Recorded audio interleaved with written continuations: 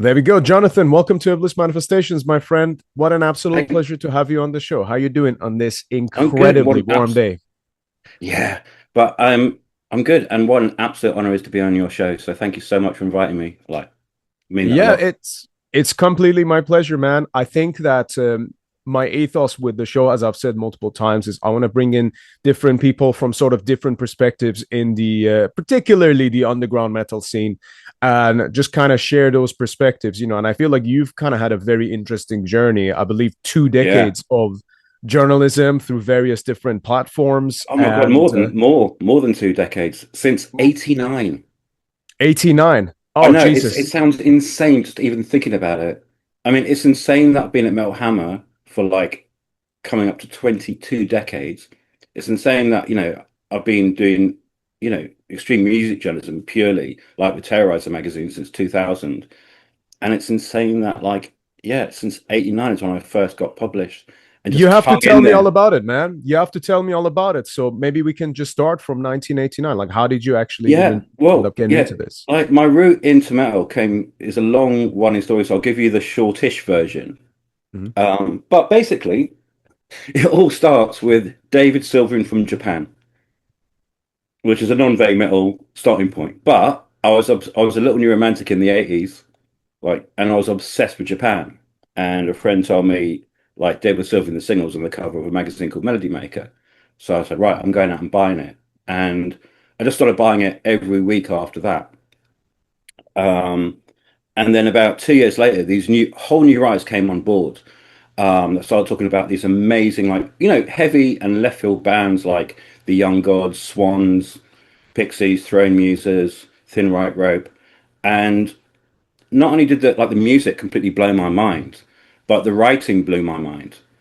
And it just rewired my brain. It gave you like a way to like think about music that's kind of quite difficult at first, maybe, and get your head around it. And I got so into the writing as well that, and back then there was no internet. So um, imagining in your head what this music would sound like. And so by the time you got hold of the record, and you'd go and buy music on spec, unless you heard maybe a track on Jump Hill, which I always used to do, like listen to the Mhm. radio Jump Hill every night with like tape recorder, just wait to record all the good songs. And so after that, I just wanted to be a music journalist and not really, generally speaking, just for that magazine and be half as good as the writers that inspired me. And I got in touch with one of the writers, and he passed me on to the reviews editor, who did some test reviews. He picked up one of the he ran one of the reviews, and I just clung in there like for the next like 11 years, and that was like my first route into journalism. And and then in the '90s as well, yeah, through that scene I got to know a guy called Nick Terry, who had taken over Mhm. as editor of Terrorizer magazine. And so we go out to loads of metal gigs. Like I saw Dare Side on the Dare Side tour, Obituary on the Obituary tour, on the Cause of Death tour. I saw Death with Chuck Schuldiner, Soundgarden early on, but I was writing about lots of different kinds of things, so I wasn't really immersed in the metal scene. Like a lot By of the those way, guys. sorry to interrupt your flow there, but I am absolutely not jealous at all that you got to see all of No, that. no, the Dare Side gig was well, and the Obituary gig was, they were like a week apart at a place called the Dome in Tufnell Park, and there I was people. remember. Yeah, yeah. Yeah, yeah. But so that venue has like a massive, really big history for heavy metal. So I was writing about metal for Melody Maker, amongst other things, but I wasn't really immersed in the whole ecosystem of it. And I was trying to find my own way of kind of like articulating what I loved about it. Mm. And it was only like in 2000 when Melody Maker had pretty much gone to shit, to be honest. I had got a new editor, all the good writers left. Britpop came along and destroyed everything. And I got massively disillusioned. And Nick was looking to leave Terrorizer magazine and asked if I wanted to take over because he wanted to go into academia. Um, so I was like, yeah. And I Mm. always thought I'd be good at an editing role, but it was kind of very much in the deep end. I'm sorry if the camera's just like stopping for some reason, but never mind. Um, That's okay. and and at the time, like I probably knew more about magazines than I knew about the entire world of metal. But I went, I delegated and I went native really quickly. And I've been so disillusioned at that point with the metal scene about what happened to it in the wake of Britpop that it just absolutely saved me that this is like, a world that I can belong to again and Mm. and a world that I can explore and that I can articulate myself through writing about it. And yeah, I was there for 7 years on and off at Terrorizer, and that was a really pretty magical time for me. I was lucky that heavy metal was starting to become quite, pretty interesting again in 2000s. I think probably in the late 90s had been a bit moribund. The death metal scene, there wasn't many people going to gigs anymore. And Yeah. then, I don't know, bands like Dillinger came along. I still think that one of the most important death metal records of that era was And Then You'll Beg by Cryptopsy. Because it just did Right. really weird shit that just like blew the whole metal scene apart. Then Nile came along. So I was lucky that I got to join and edit Terrorizer, just as there was a lot of stuff that was nascent that was coming up, and being a part of that. Absolutely. You're right, by the way, about the, I mean, there's so many things to unpack there, but Yeah, yeah. So too. just as a little tangent, you're right about the late 90s kind of being a bit of a weird time for metal and death metal particularly, because Mm, obviously the grunge stuff that kind of came along in like 92, 93, 94, especially, that kind of really changed the direction, especially from a mainstream perspective. And basically, like everyone knew that was coming into the genre was more or less just going down that route instead of going to the classical route. That's kind of just a thing that had to maintain itself. And that's why even bands like Nile and Cryptopsy, I think, were examples that actually kind of made it through that time. But then there were also bands like, I think a prominent example being Repugnant. mm. Those guys were doing old school Swedish death metal in like 98, 99, when it was like way past its point of relevancy. And obviously now people know of the band, especially perhaps because of also the 2010 sort of reunion tour that they did with Watain. And then obviously the fact that that gentleman is in like Sweden's like second biggest band after Yeah, ABBA. Uh, but also, I think that timing is really important, and I think what Terrorizer did was especially relevant because I feel like it kind of just maybe sort of held together. Like there was the mainstream, and then there was like that slight level underneath it where it was like the underground stuff, but it was still getting a lot of engagement. And I feel like Terrorizer had a really special place in that, and yeah. I mean, we got a lot of shit for it. I mean, like before I joined, Terrorizer had put Slipknot on the cover, which I wouldn't have done. mm.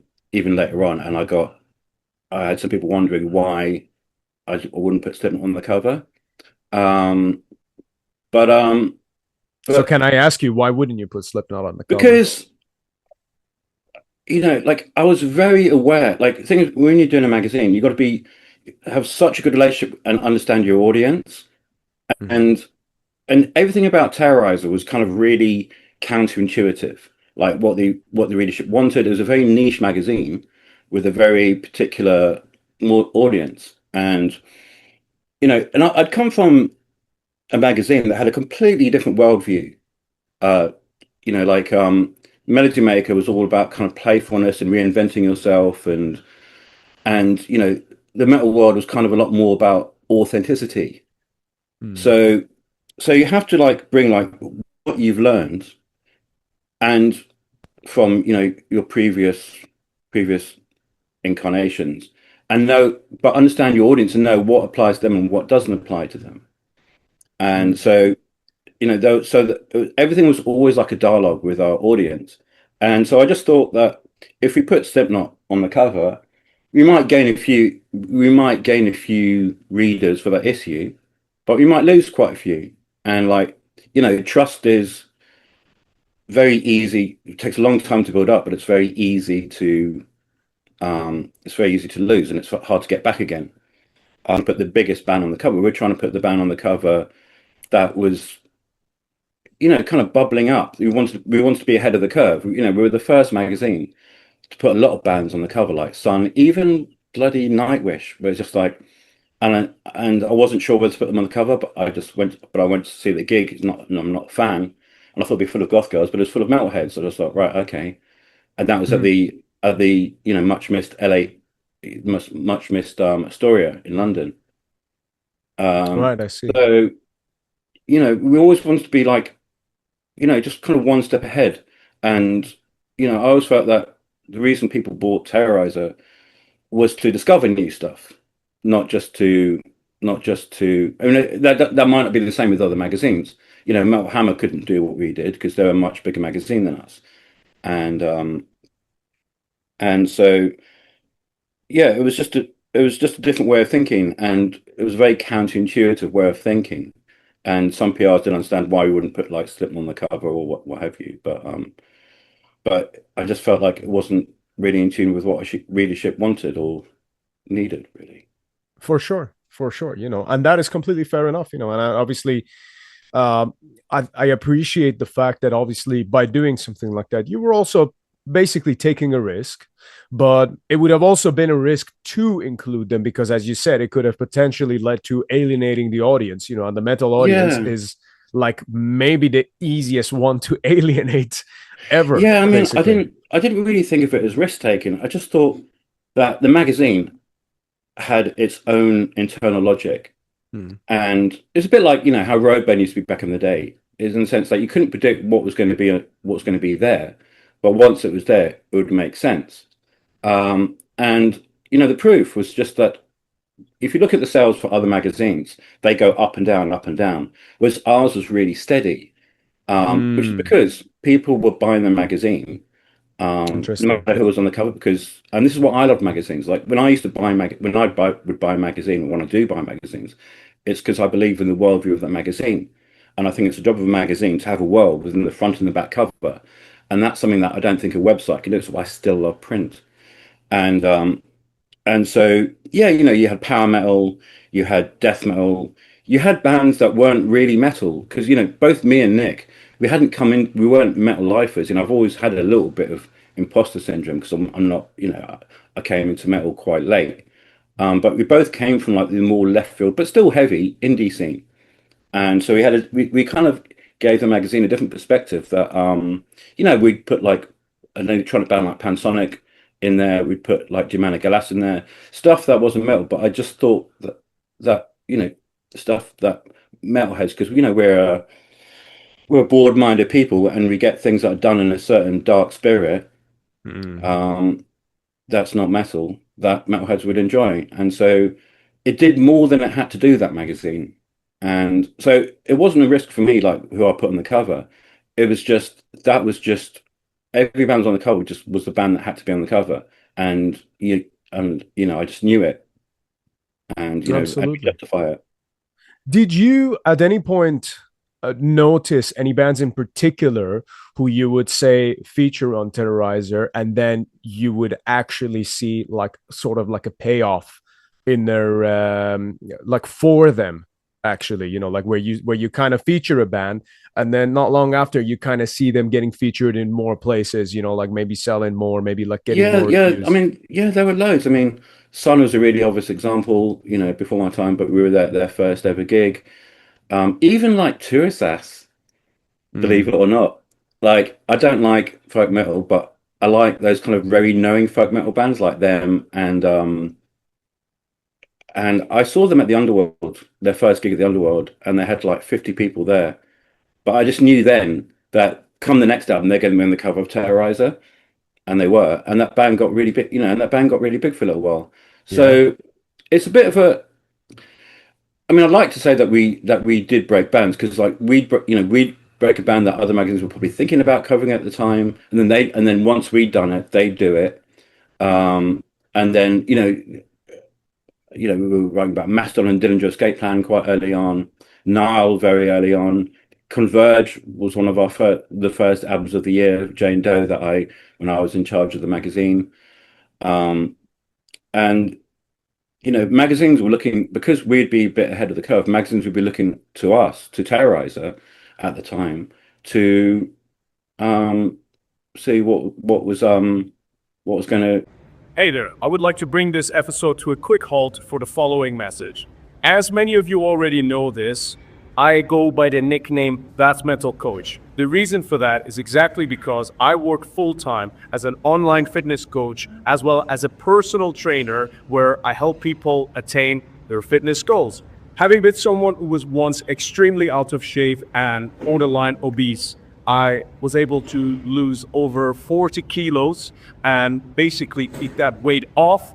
And now it is my job to help others achieve the same thing. And I have had many clients from all across the world, all the way from US to Australia to Germany to Poland to the UK, where I'm currently based, where we work together. You don't have to be in the UK to work with me. You can be anywhere in the world as long as you've got specific fitness goals that you want to achieve and you've got access to training equipment, then we can work together. If this is something that interests you, you can use the link on the Trial by Fire website and you can use the contact link to contact me and then I will be in touch with you. Otherwise, you can just send me a DM on any of my social medias. You can use my personal Instagram, That Metal Coach, or you can even send me a message on the Iblis Manifestations Instagram and we'll see how I can help you. Anyway, with that said, hope you enjoy the rest of the episode and I look forward to speaking to you soon. Sort of, get people's attention. But also at the same time, there's always like you're noticing that people are going to get it anyway. So there's a bit of a symbiosis going on.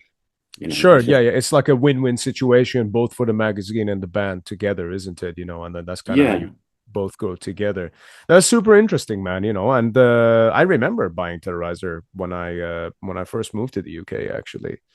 Yeah, and I think it's one of those things. Unfortunately nowadays, like printing stuff is like pretty much more or less like it's almost out of the question. I mean, I don't know, like what you have a more of an insider kind of feed on that, but what's your kind of perspective on like the evolution of media as a whole? I mean, I know a podcast as we're doing right now, we're right in the middle of it. That's kind of seems to have at least taken a bit of a more useful approach, whereas it's not really intended for short attention spans. I think that a lot of the same people who buy vinyls to read through the lyrics and a lot of the same people who will read magazines through, they read the full interviews and stuff. A lot of those same people are now tuning into these podcasts, for which, I'm of course very happy to have on board here, because a lot of other stuff now seems to be just based on sort of very super short attention spans. So from your perspective, as someone who's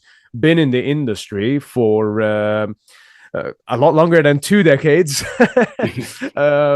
more like 3.5 decades, what's your perspective on that evolution? Yeah, I mean, obviously, when I started at Melody Maker, that was saying like what 60,000 copies a week. Holy NME, shit. our massive rivals, were selling like 90,000 copies a week. At one point in the early 2000s, at the height of new metal, I think Kerrang was selling over 100,000 copies a week. That's actually nuts. To think about that number just for a second. If you think about like how like some of the biggest bands sold albums in terms of that quantity, and then you reflect on those numbers per week, that is actually insane. Yeah, absolutely. So magazines were really powerful back then, and I think labels were much more reliant on magazines than they are now. Yeah, for sure. But there's still like a prestige that I feel like that only a magazine can give.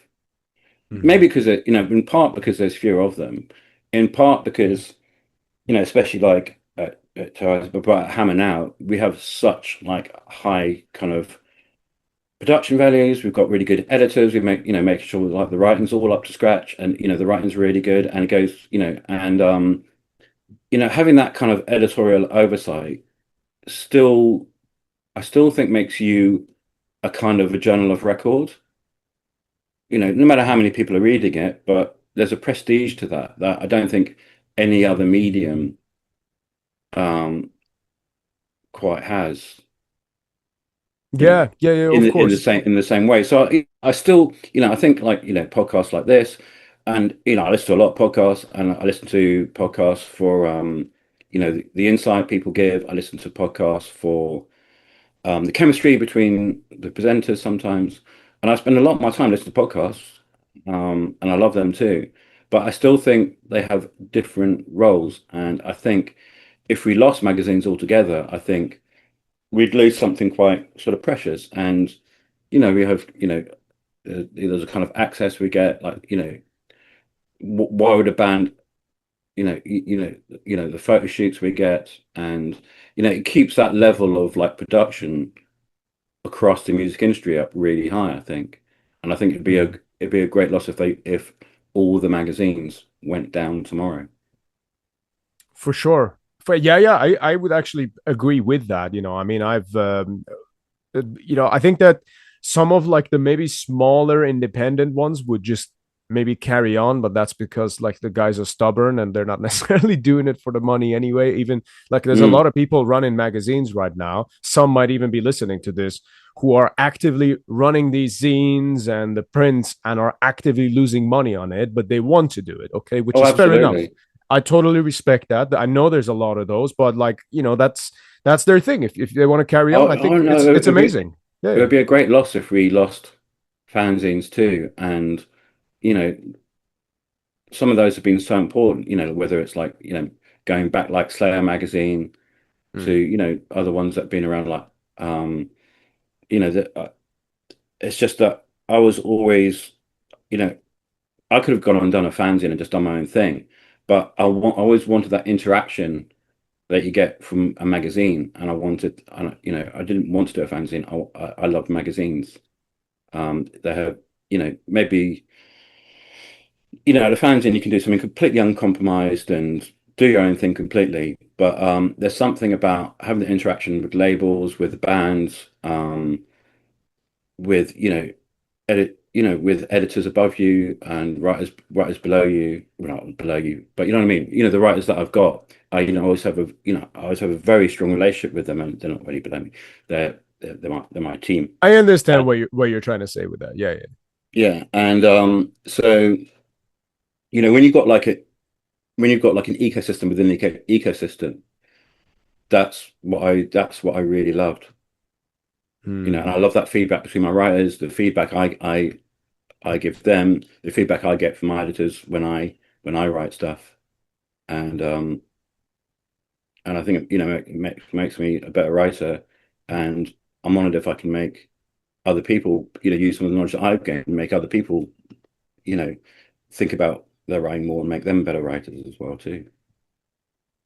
Yeah, absolutely, man. Well, like it's like I think one thing that we all have in this music genre is the fact that whether you're interacting as a fan or, well, actually, if you're interacting as a band, as a label, as a magazine, ultimately at the core of it is one thing that we all have in common, and it's the fact that we're a fan.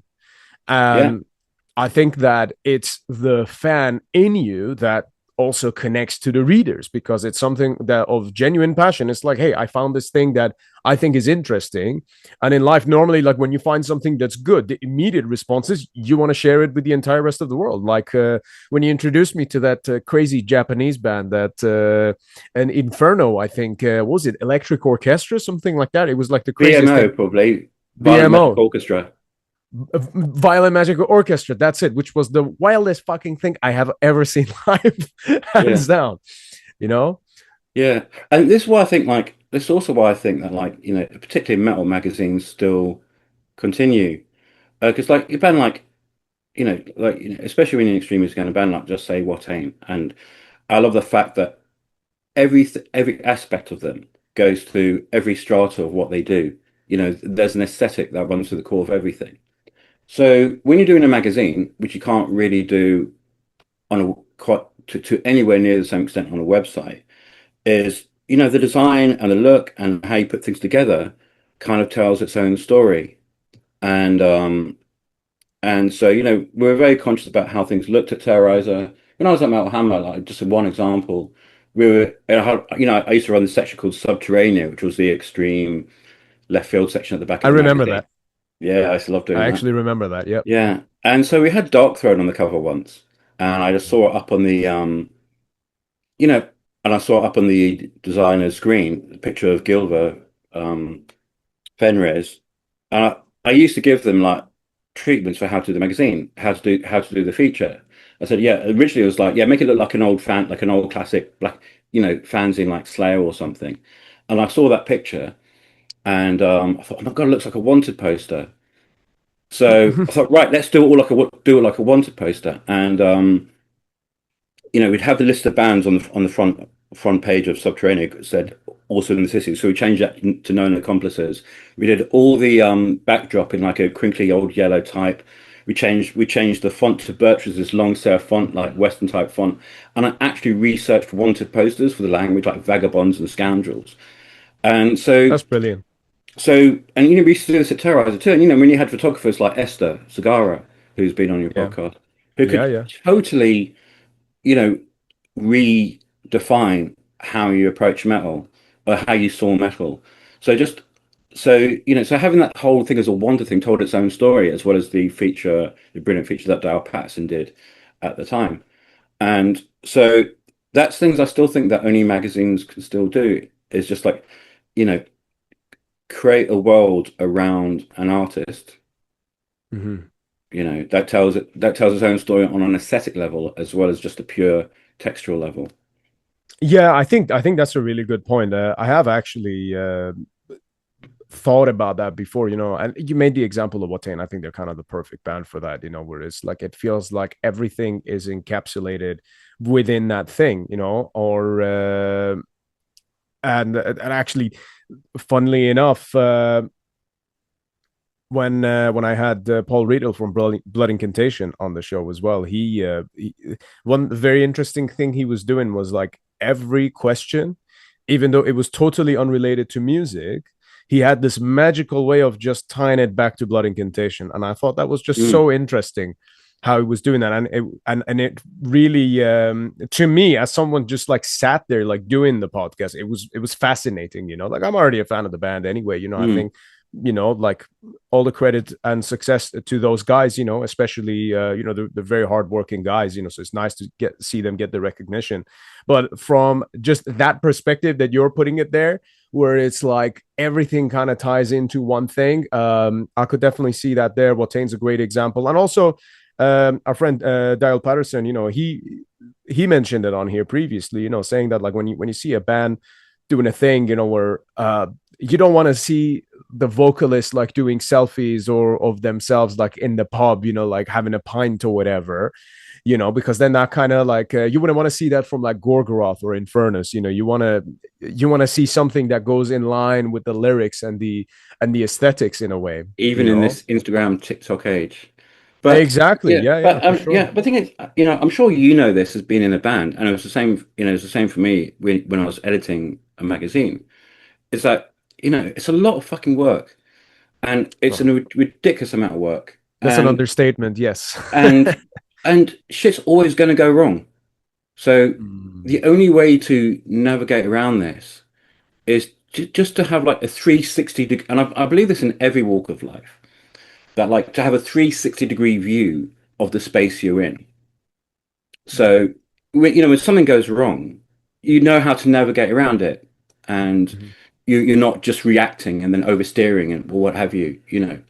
So so so when you make a decision, like it might like, why did I to put a certain band on the cover, like you might go what, but then from within that worldview that the magazine had and the worldview that I had, it would make sense. And I wanted to and once if you're bought into the whole ethos of a band like yours, or a band like Watain, or a magazine like Terrorizer, you kind of there's that level of trust that it makes sense. But Mhm. I could come up with it because I have this kind of world in my head of how things operate, and it's and but in the same way that like if you're watching a movie, you might not see the next plot twist, but for the Mhm. writer, that was always coming. You know what I mean? Yeah. Yeah. So it's Yeah. just so it's just and so it's just having that kind of like really living within that 360-degree sphere. And I think magazines, I'm sure my editor, Eleanor, my editor at Mel Hammer, she has I know she has the same. And so, living with and knowing the right decisions to make when other people don't see it. That's a very powerful advice, actually. So I hope people listening to this are taking notes, particularly the artists or creators of any form. So as you said, having a 360 view of things. That's really interesting. And you know what, man, that's actually very relevant for myself personally, because, for me, I obviously have a wide range of interests and also a wide range of things that I can perhaps offer to people as well. Okay. One of those dimensions is the music that I do, but then another dimension to that is the podcast. And then a bigger dimension is the health and fitness stuff. Okay. Because I've been on the other side of that, and I know there's a lot of people in the scene, particularly, who could do with that, more of that perspective. And that's it's everyone, man. Like I needed it once upon a time, and I wish I had more people telling me at the time, but I didn't, and I still found my own way. But that's part of the reason why I like to make it a part of what I do, that I at least bring the perspective to people. What's really interesting about it is that I've had similar thoughts of, it's like, well, yeah, I play in a band, we're sort of like a cross of black and death metal with thrash metal influences, and also, more importantly, the Middle Eastern influences. It's like, how do you relate that to like fitness and stuff like that? Is this going to confuse people? But then I thought, well, actually, my music and my lyrics are all about overcoming one's own self anyway. They are all about pushing past the limitations and the barriers that life places upon you and the things that it puts in your way. And it's a reminder, to treat those obstacles as opportunities. So I'm kind of like, eventually, after a few years, I think I figured it out, where it's like the lyrics are now more so in that direction, and then my actual personal work is just leaning into that even more. So I do think that there is a way to do that, as long as it's honest and authentic, and it's not just something that you're doing for clicks, which I'm sure you can relate to that last part. Definitely. Yeah, absolutely. I mean, I don't work on online, but yeah, absolutely. I mean, I did work online for a little bit, and it was interesting. It was a different way of looking at things. But Yeah. but yeah, I just, I think the word I'm looking for is holistic. But also, the decisions you make, you have to internalize them, and not just put through not just pass on some received wisdom. Like, it has to, like you said, for that authenticity, you have to have like had an internal understanding of the situation yourself and how you're going to get through it. And yeah, I think it's always important to bring as wide a frame of reference into what you're doing as possible. So many books I've read, so many films I've seen, and give me insights into articles that I've written. Even if it's just one line oh my God, I have found the perfect line in a book, or the perfect scene in a film that explains, as a perfect metaphor for what I want to kind of describe. And also, the more what, nothing exists in a vacuum, but also like the more wide your frame of reference, like the way you put it all together, only you can do it, Mm, yeah. and but you still want to say something that other people can, you know, like the writers like that inspired me, were they had such unique perspectives and worldviews, and almost like, kind of sometimes quite oblique. It was almost like stuff would go through a prism and come out. The light they'd bend the light, but it would shine so much light on the things you wanted to say, Yeah. because they had a genuine, authentic reaction to it, and and most genuine, authentic things are pretty idiosyncratic, Mm, yeah. and I, it's those idiosyncrasies it's in those idiosyncrasies that you can really see the truth of something sometimes. Absolutely. Yeah. And you know what this actually kind of ties back into is that there is an artistic element to writing and just sharing those writings to people. In fact, I do feel like it very much lands into the artistic element. Okay. Now, to me, like we've had this kind of classic way of looking at things whereby the artist or like the band is the artist and then everyone else is an industry piece. Whereas I don't look at it like that. I think the real ones, the ones who truly behold passion in their hearts, they are also artists. So I think you can be a promoter and be an artist in the way which you create the events. Okay. Yeah, I mean, I we would. were just up at the House of the Holy up in Austria, Ooh, and Bart, rest in peace. That's an artist. That's an yeah, I artist mean right there. that's a unique one-off, very special artist. Of Artist. course, absolutely, man, absolutely. And yeah, may he rest in peace. It was very bittersweet being I up can there imagine. without him.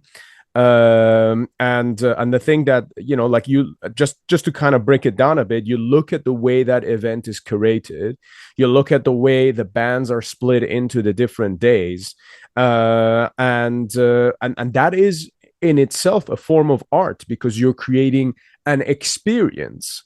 And then Mm. the same goes for a photographer. Okay. You mentioned Esther right there, brilliant lady. We've actually worked with her before on our second album. That is like, like the famous photo of that she took with Eric Danielson and Selim Lemucci I was uh, there. with the cigarette. You were there, I was man. there. It was after the show for the Wild Hunt Right, right, right. in Uppsala. Uh, 2013 was that? August yeah, 2013? yeah, I Yep. think yeah. That's when the album came And out. they So terraformed this hangar. But the next day we went. Did an interview with Eric, and but he had his own things to do, and he was with Salim and a group of people, and so it's like right, we're gonna have to walk and talk, and that's like perfect. I actually think that's much better. I wish we could do more interviews, just walking and talking. It just makes for much better flow. And we walked it's up a to the great cannons. idea. Yeah, it's so much more. Yeah, just so much more of a nice kind of flow, rather than just sitting face to face sometimes. Um, and yeah, we walked up to the cannons that overlook the church, and the king was like, Eric told us the story about the cannons overlooking the church and how they were like, the king was like, behave or else I'm going to shoot his cannons at you. And yeah, and I was standing behind Esther when she took that iconic shot. So yeah, Absolutely. but Yeah. yeah, And you have to, but yeah, you have to like you have like, especially in photography, you have to know the artist. There's that level of trust that's involved. You're also bringing something to the to the scene. You've got to put people in the frame, and you've also got to like almost like predict, like almost like a few seconds ahead to take the shot, like know what's going to happen. You have to like resonate so much with what's going on around you, and I think that's mm, an useful, important lesson as well. absolutely. Well, that's exactly what it kind of comes down to in the end is you're creating an experience for someone. Mm. And the point that I wanted to conclude that on was exactly yourself, when you're like doing reviews, when you're sharing certain bands with people, especially when it comes from such an authentic and passionate place, that in itself creates an experience, when you're reading Well, that. I hope so. I mean, I would not consider myself an artist. I am Sure. at the behest of actual artists, and I just want to sort of like, you know, just create some of the experience that I've had, give some possible insight. Like when I go and see a movie, I read the review after the movie because Mm. this is why I think we still need reviews and journalists. Because I think I want to see if I missed something that someone else has picked up on. And that so I love reading reviews not to see what to go and watch. I like to see if they've picked out something that I missed. And Mm. especially when it comes to films or TV, that happens quite a lot. um and so yeah, I mean, people think journalism can be parasitic, but only if you're not giving anything back. And Mm. I do my best to sort of give some kind of like, find the story in something, Yeah. find a story that resonates with me, that hopefully will resonate with someone else. And basically, at the end of the review, or the feature make people really want to hear the record, you know, Absolutely, man. Yeah, yeah. and point out those little idiosyncrasies and the things that you know I love about them as well, and hopefully sort of pass it on a bit. And you know, I mean, you know, I do love kind of, sometimes when you're writing about something, you find yourself writing in almost like the flow of the thing you're writing about, like you know, Mhm. so Absolutely. But that to me, that is a form of muse. That is a form of being an artist. So the point I'm yeah, making but is, I I think mean, both can be true at the same time. So to me, it's kind of like it's. I think it's just how we define art in itself, because you can yeah, have I a mean, way with creating words. When you put the words next to each other in a certain way, that can provoke emotions and an experience. And yeah, I it's the mean, same way that when you put together certain notes, that also creates an experience. I think it's all a part of yeah, alchemy of how we interact with reality and how we pass that reality that we created onto other people. yeah. I mean, sometimes That's art. sometimes you're looking for the perfect sentence, and I just think everything from design downwards is like finding the most elegant solution to a problem. Sometimes Mm. you can like take ages trying to like get the right sentence or whatever. But I still don't consider myself an artist like musicians are, because art doesn't have to have a reason to exist, Art and doesn't have a reason to exist. doesn't have to have a reason to exist. You know what I mean? Yeah, It yeah, like yeah. it doesn't have it doesn't have to have a purpose to fulfill. But what I do is does so. I would not consider myself an artist. I'm just in awe of actual artists. Yeah. So in the last however many years that you've been doing this, is Mm. there any particular like crazy stories that kind of come up when you reflect back on that time? Like it's Oh, something I've that had a maybe few. happened. Oh yeah. Any I've had a any few. that you're Yeah, you willing had to a few. share? Yeah. Like, I mean, it's early on. Like, I remember interviewing Pete Steele around the time of Origin of the Feces. So I must have been about what, 24? And both me and Nick Terry, my Terrorizer predecessor, were obsessed with Slow, Deep, and Hard. Mm. Um, and because there was a lot of music around at the time that was kind of like either like breaking down or like talking about the fault lines in masculinity. It was them. Mm. At the same time, you had River Runs Red, and then at the same time you had the other New York bands like Prong and Unsane and Yeah. Helmet, which is very kind of this very sort of like almost like this rigid, constantly reacting. There's a very sort of it's all about kind of masculinity. And I mean, when you're that age and you're trying to work out what masculinity is, I found those records really instructive and important. And people Mm. say Deep and Hard is a misogynistic record, and it is to some extent, but it's also mainly a record about men. About how this guy who's like this 6'7" Adonis, and if you have that rigid sense of masculinity, all it takes is like one little chink of your armor to come out like getting dumped, and your whole world falls apart. So Mm. you know, so Yeah, so I was obsessed with that record on so many different levels, and just as a great fucking record. Anyway, it so is. so this is before. So he was still kind of angry Pete then, around that time of Origin of the Feast, and I got to go to New York for like I was there for like 24 hours. I get to New York, go and see Fear Factory, interview Fear Factory, get up the next morning at 7 o'clock. Right, I'm gonna do all the New York things. I'm gonna get coffee and waffles, and I read the New York Times.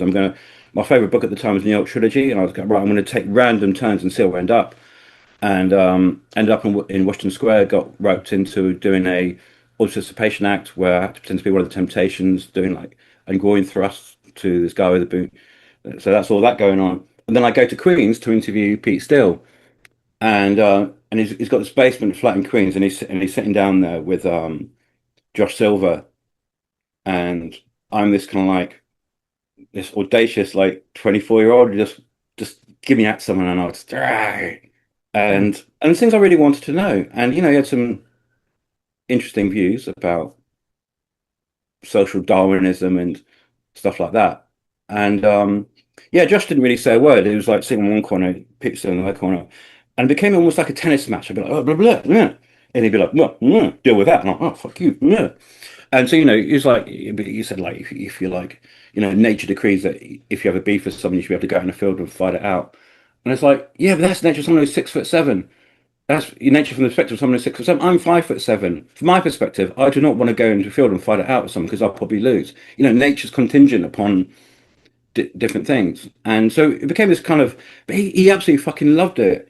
This little kid coming at him and just like playing this little tennis match with him. And I don't know if people have done that before.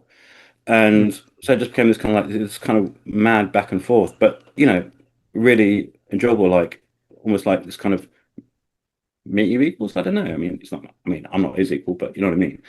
And then like he starts talking about his stock car that was parked outside. I don't know if you remember his like famous stock car, and out. It's like no one would go near it, and had all these mesh and turrets, and it was kind of like it was kind of like kind of as this metaphor for Pete Steele.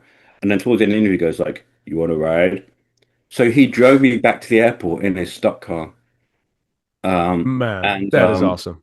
and I came back after 24 hours to a drizzly Sunday morning in Streatham, thinking, was that all a dream? Just like it's just Yeah. sort of mad. I mean, I've got mad stories about Yeah. What yeah year was that? Because Origin of Feces came around 92, if I'm not mistaken. yeah. So I was probably about 92, Yeah. 93. So I must have been about like 23 years old or something. I mean, Wow. I don't know if they were for public consumption, but I've got hilarious stories about times with Immortal going Oh on yeah. tour. Do share, man.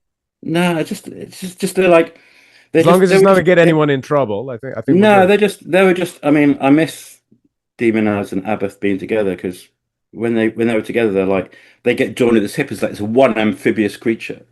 Mm. And oh, I'll tell you one story. And I went to the listening session for All Shall Fall, and it was at the nuclear blast officers, and they have this massive thing called the fun room, where it's like it's ringed with like pinball tables, and everyone's there, and everyone's getting drunk, and we do a couple of interviews, and then all these journalists from around the continent, we all go off to, we get taken off to this over 30s club in Donsdorf, Germany. And just like, just imagine those words, but like you said, some words put together create magic. Over 30s club in Donsdorf, Germany is the opposite of that, is the inverse of that. And it's just, Yeah. it's just like, there's men in like chinos and like white V-neck shirts tucked in with a paunch. And then there's us. And at the end of it, like, we come out and you know Demonaz and Abbath are just like yeah they're joined at the hip and they're a bit dry. Let's get some chips, and they're sitting there with chips, and then we get in this cab and all the journalists from the continent are in one cab, and me and the other English writer, a guy called James Minton was from Terrorizer at the time. I think I was at Mount Hammer at that point. um we get a cab with Abbath and Demonaz, and Demonaz is in the front. I'm in the middle seat with Abbath to my left and James at the back, and the radio and the car driver he puts the radio on. It's Nickelback. Damon's like, no, and he's banging the dashboard. He's like, no, this cannot be. You must turn this off now. And he's like, no, I'm not. This is my fucking name. He says, no, you must turn this off. You must turn this off. And he turns around and he goes like, what's this word? What's this word? What's this word? When you break blood in your head, what's this word? And I'm like, fracture? He's like, yes. I mean, this is much funnier for you there. And he just turns around and he bangs the dashboard. And it's just like, Oscar, you have choice, music or fracture. And it's just like, Oh, that's great. it's just this moment. And just so Yeah. whenever me and James would see each other, that was our call sign, music or fracture. Music. I fucking love that, Music man. or fracture. And it's just like, just these moments that you can't recreate.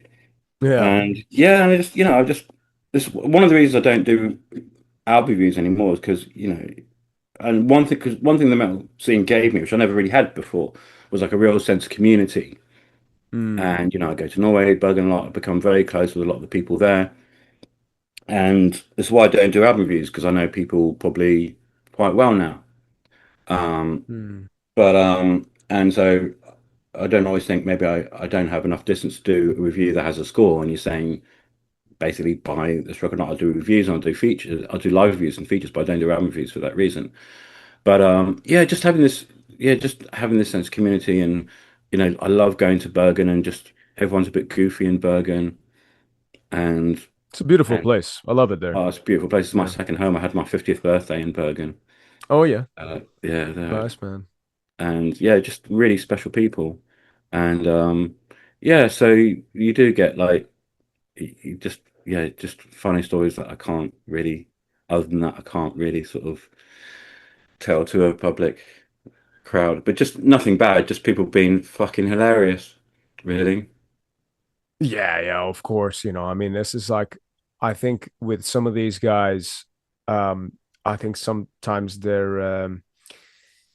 do live up to their reputation and then some, and then also you meet people at different points in their lives as well. Like this, I've had some fucking crazy interactions with some of the people that I literally grew up listening to, not necessarily everyone who's even actually been on the podcast, I mean, like generally like bumping into people or like seeing some crazy fucking shit, but like I obviously don't want to get them arrested, so I'll probably refrain from sharing the exact details on here, but yeah, we have some special people in this music, man. Yeah, I It's love just that. there's nothing else like it. Yeah, but this also why I love interviewing like extreme metal musicians because like unlike say metalcore bands a lot of the time, everyone has a worldview. Yeah. And everyone has like a very unique personality, and everything we were saying about everything like internalized and it coming through in some idiosyncratic way. Mm. I've never done an uninteresting interview with a black metal musician.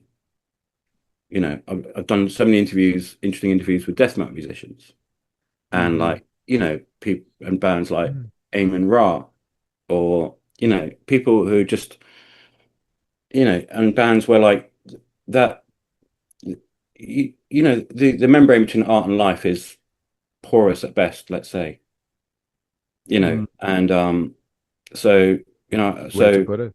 so I'm really sort of I love just, but it's with anyone, you want to know what their story is. Mm. Well, And this is actually one of the reasons why I even kind of really got into doing this podcast is because I always thought that, well, I mean, for me, from a personal standpoint, or even if you want to call it just a fan standpoint, or as a fellow artist, however way you want to look at it, whenever I would listen to someone's music that would really captivate me, in my head, I would immediately start having conversations with them. Okay. mm, And I would, by the way, certainly hope that maybe creates that I've been able to create that same experience for people who've either listened to Tribex albums or maybe listened to the podcast. But it's a thing, like for me, it was always a case of connection and communicating. And if you think about it, doing this music and being a part of it takes a lot of work, as you wisely said earlier.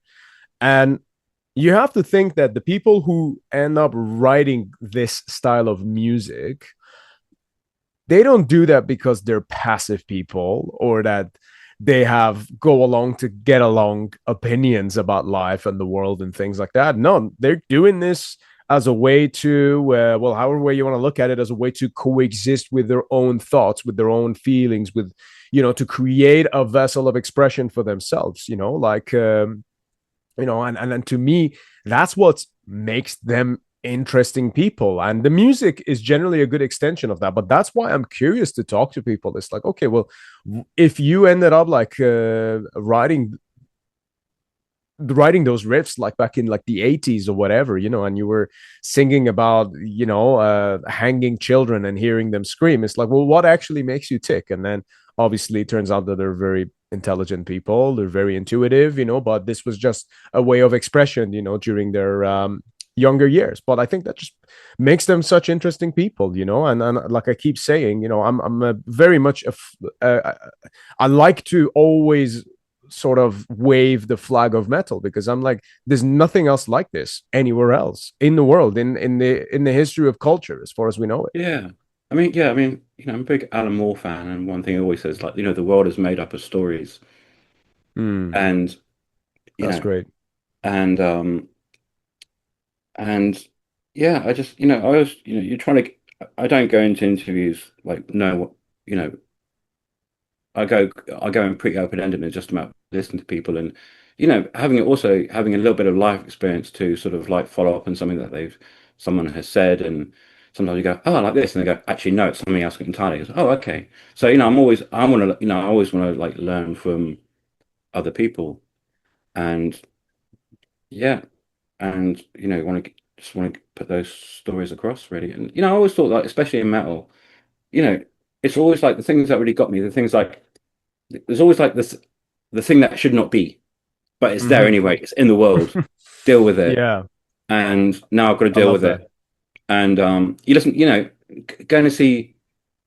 I was at Mystic Festival a couple of years back in Poland, and for the second time, seeing Blasphemy, and just wow, across the festival grounds, Bring Me the Horizon are playing. As I'm fucking at Blasphemy, and it's just like it makes no sense, but it gets you on this really fucking primal level, and it's just like you know that thing that like you can. There's the thing about I love about music is that you can have all the reasons for doing it, but there's something primal that exists on its own right. Almost like sometimes aside from the intention of the person who made it. And Blasphemy is is extreme example of that. But just like you go and see a band like Blasphemy, or you listen to Beherit, and you think the first few minutes, you think, is this shit? And then something really primal inside of you goes, no, this is fucking amazing. But Yes. how do you how do you how do you explain to someone who grew up on like Linkin Park, or Drawing Down the Moon, or like Hmm. Blasphemy live? But I'll do my best. That's the thing, is you want to create a thing where someone goes like, oh, now I have a framework for like Yeah. it. Yeah, so many bands I wasn't sure of, and then I read interviews with them, and I listened to things that they said, and made me go back to the band and appreciate what the band were about, and and that's Yeah. and that's what you want to get out of an interview with someone and learn something yourself. Blasphemy is the perfect example, and it's still very fresh in my mind because I only just saw them on Friday. And my God, yeah, because they were playing up in the mountains at House of the Holy.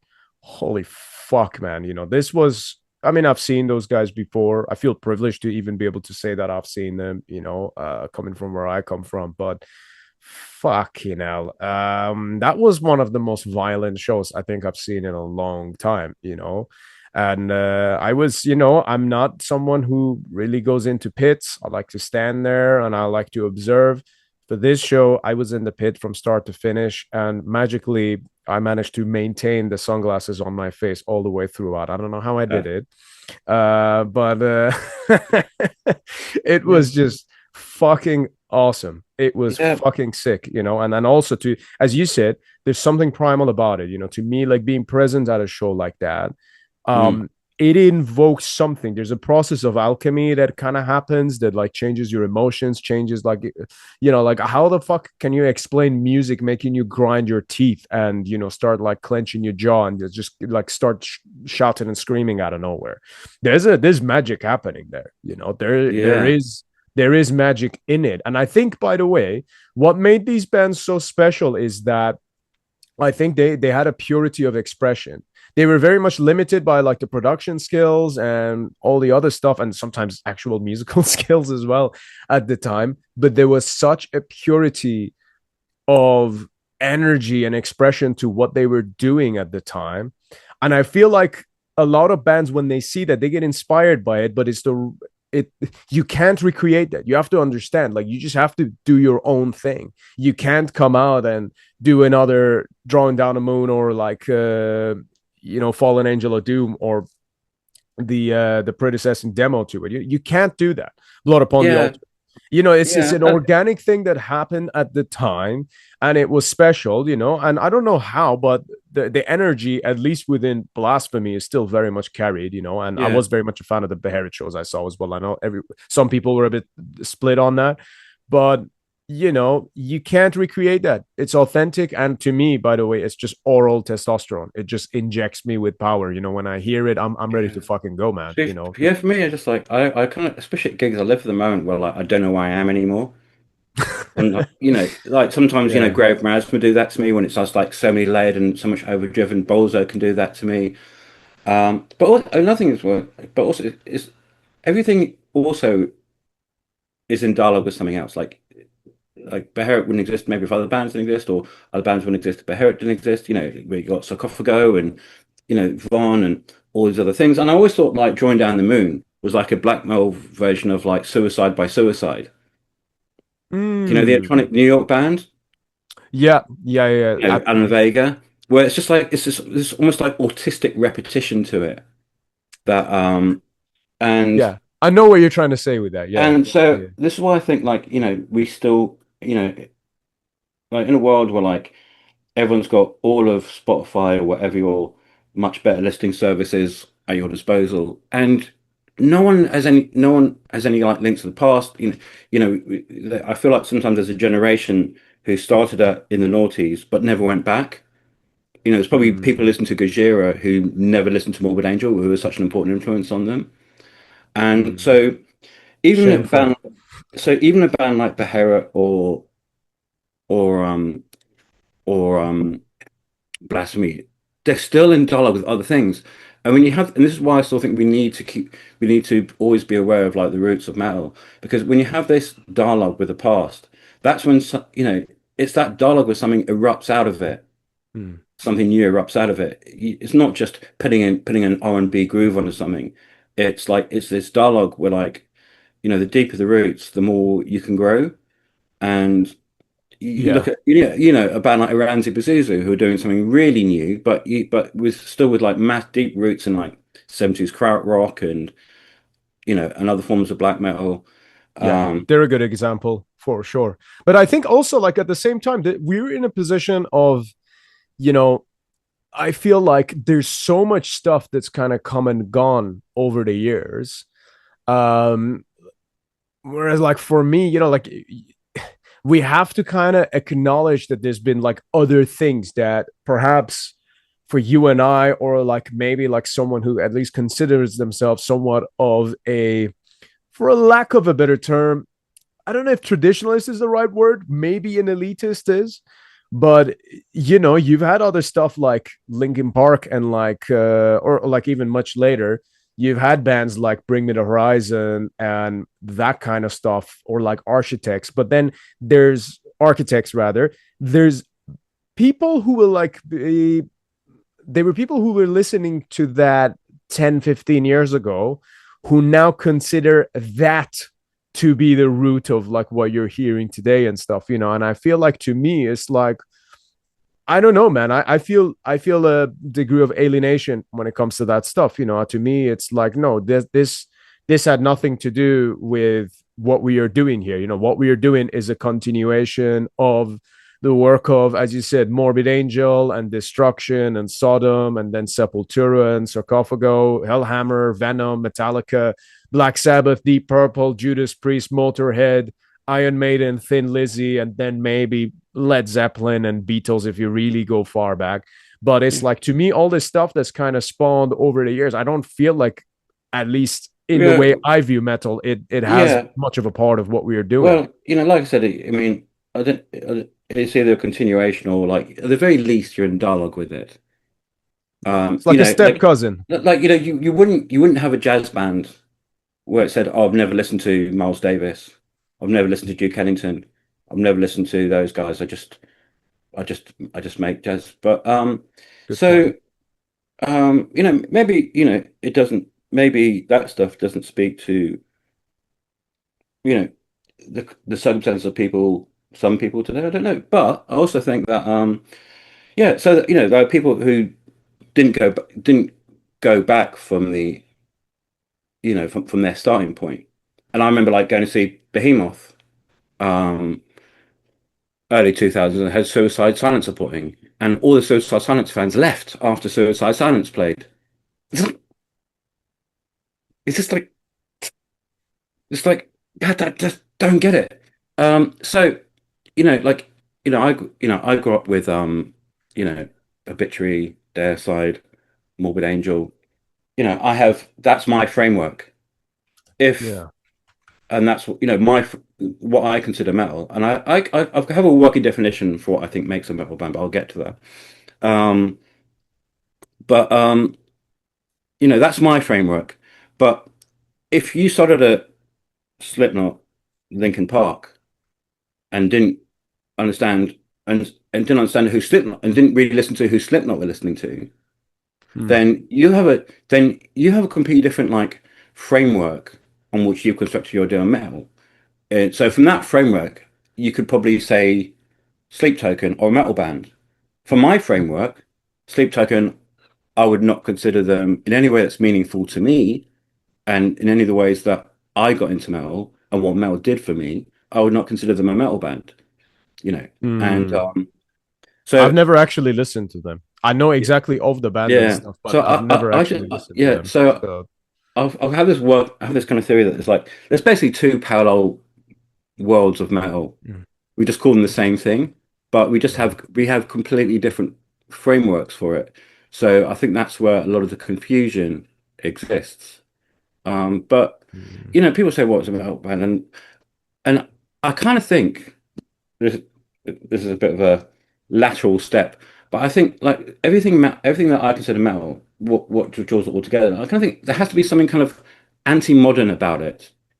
Sure, sure. I feel Like that. whether I mean, Yeah, in yeah. many ways, whether you're trying to like uh source this kind of atavistic part of you, whether you know whether you know there's some other deeper part of the psyche you're trying to access, whether you know you want to recreate some kind of like fabled past or whatever. Mm, um you know but there's always something essentially anti-modern about metal, and this yeah. kind of there's this kind of resistance, and I mean anti-modern in the broadest sense possible. But if you don't really have that, and you can still be anti-modern. You can still be like very futuristic and be and have this like the Young Gods. You know what they were doing was completely revolutionary, but something really deeply pagan about, especially about those early works and even the later stuff, where they you know they're almost like an electronic band now, but there's something very pagan about it. And so that's the best recognition I've come across that I feel that joins Absolutely. all the bands that I love, and that there's something anti-modern about them. And if you don't, you know, if you just want to like always get the new thing for the sake of it being the new thing, that doesn't really Yeah. make you a metal band. In my that's just my personal working Actually, you know, I in what metal means to me personally. You know, I'm not gonna sit and judge what I think is a metal band, but I'm just saying that in the way that metal means anything to me, that's what makes something metal to me. beautifully put, man. Look, I couldn't agree more with you on that point, actually. And yeah, you know what? Saying anti-modern, that reminds me. I think I need to send you the Weird Stuff album. It's coming out in September, but I think you'll really like that one. I don't know if you've heard it yet or not. I don't think so, no. Oh man, I think you'll like this. Again, no spoilers, but I think you'll appreciate it. Because it's very much about prehistoric humans. So it's Hmm. about as like anti-modern as it can get. And we're like totally like against using any kind of AI or anything like that. And it's still very good production, but we've done everything as organically as possible, and we're just doing some cool stuff. We actually shot the album photos inside Thor's cave in around Derbyshire as well. It was fucking freezing cold, but well worth it, man. Covered in fur and animal bones and shit. I Oh think that, wow. that might be down your alley. Yeah, yeah, Yeah. Yeah, but yeah. you know you could be a pure electronic band and have the most state-of-the-art equipment and still be have something anti-modern about it. You know, Mm, if you're going back to something primal, you know, like I said, like the early Young Gods, the first two Young Gods records are like a really good case in point, Gods, where it's yeah, like no one was doing what they were doing, and it was yeah, but it was still like deeply, sampling metal riffs and and bits of classical music, clashing them together and creating something utterly new out of it, but still yeah. very pagan. Absolutely, man. No, it's very special stuff. You kind of made me want to go back to it. Listen, Jonathan, man, it's been such a pleasure having you on the podcast. What a pleasure to speak to you on here, man. I love Yeah, picking your I've been brain, looking forward and to this for so long, and yeah, I love just like going off on one, as you can yes. probably, as you probably realised by now. No, that's awesome, man. It comes from a place of passion that we both have in common, and you've put so much work and effort into just music and covering music and also giving a lot of artists the time of the day. So as a fan of this music, just want to say thank you, man. That's awesome. Thank you. Yeah. Great. Brilliant. Is there anything you kind of want to share with the audience? Any plugs, anything you got coming up, anything you want them to check out? The record. I think it's probably that's probably going to be back. I can't imagine any other record being at Abbath of the Year. It's like I'm so obsessed with the Hallis record. Oh yeah, you mentioned before we went online. Yeah, I have to check that out. Yeah, it's kind of like 70s prog rock meets AOR with twin leads, but it starts off with this 20-minute song, and it's just, oh my God, and it's got almost like a bit of a disco thing to it. And it's just, I just love bands that lean in. Like every part of them is just so leaning into this world they've created. And it's got this 20-minute song that has this line like, I still remember the taste of apples, and this wistful voice. And just like everything about that record is just absolutely hitting every kind of endorphin button on my body. And it's just like no record has given me quite as much joy as that record has this year. I'm gonna have to check this out because I haven't listened to it yet. That's they played at Sweden, Desert right? Fest. From Linköping, right? Yeah. They've been around for quite a little while. I only discovered them really last year, and I was saying at a Midgard's Block Festival, and says that you have to hear the song Star Riders, and it's like, yeah, this is great. And then, when I put this album out, like, the people were saying, I'm not sure if it's Hammer, and it's just like, man, this is just like, and this is one of those records that's thing every time anyone hears it, like when Carcerat came out, or when Blood Incantation, their last record came out, everyone's just like, oh my fucking God, because like it, especially in shitty times like this, metal's really good at creating like a world to go into and really furnishing it really well, and people really need that, and this just gives it in spades, basically. Yeah, That's absolutely. that's my music plug. That I'm absolutely on board with that, man. And yeah, thank you so much, man. We'll yeah. It's a musty sounding record, musty and vast. Right, on that bombshell. There we go. I'm gonna check it out, man. And listen, brother, thank you so much for your time today. Really. But yeah, man, it's gonna be really good. Listen, Jonathan, thank you so much, brother. I really appreciate your time. It's been an absolute pleasure speaking to you, man. And to everyone else who's been listening to the podcast, hope you guys enjoyed this one, and we'll see you next time. Take care. See you on the battlegrounds. Hell yeah. Welcome to Iblis Manifestations.